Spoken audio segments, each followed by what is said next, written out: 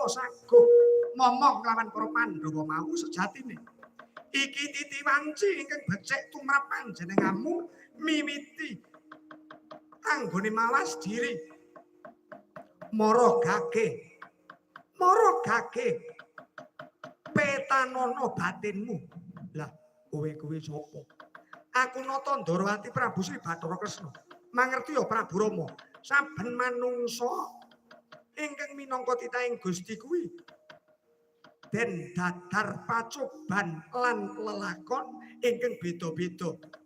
Kawruhana lamun to pacoban ingkang tumanduk marang panjenenganmu ora bakal padha marang pacobaning uripku. Prabu Rama, pancen aku lan Pandhawa iki urip ana jaman anyar. Mula samu barange akeh ingkang beda kelawan jaman Ramayana.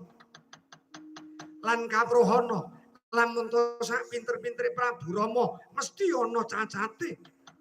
Sak ampu-ampuhe Prabu Rama mesti ana apese. Lan sak kondang-kondange Prabu Rama mesti ana surute. Dene kalenggahan iki kaya wis tekan titimangsane Ratu Pancawati Sri Rama Wijaya celak marang surute jalaran wis koncatan Wisnune. Sinuwun Prabu Rama Wijaya.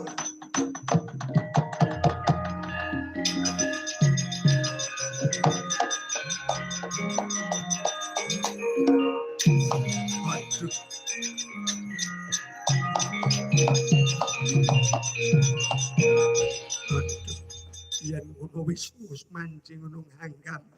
Duh Yayi Lesmana Dewa nuwun wonten dawuh Prabu. Bali menyang Pancawati, nata ati, nata penggalih wis cedhak marang surute kajayaning Praja Pancawati. Ya ing lakon Semar Boyong iki kelakon Sri Rama nitik kelawan panitisanku.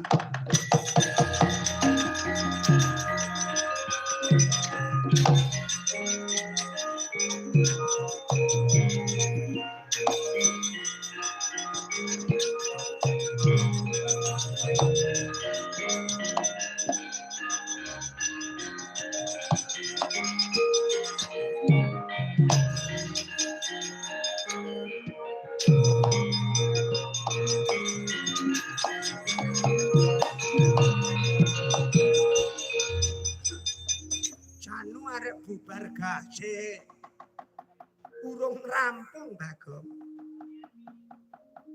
Waduh truk kok sik sedilon kelas liandan ya truk ya selak arepmu ya aku ora.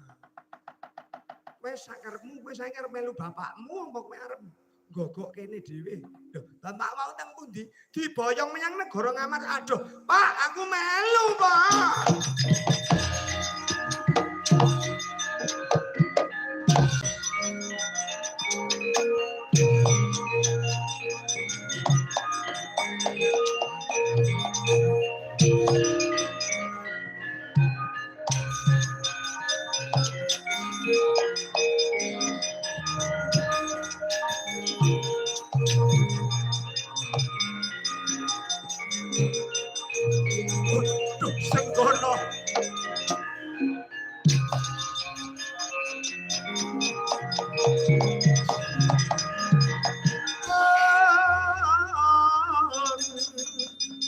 Hanuman Pratandha Seta mepet ing angkasa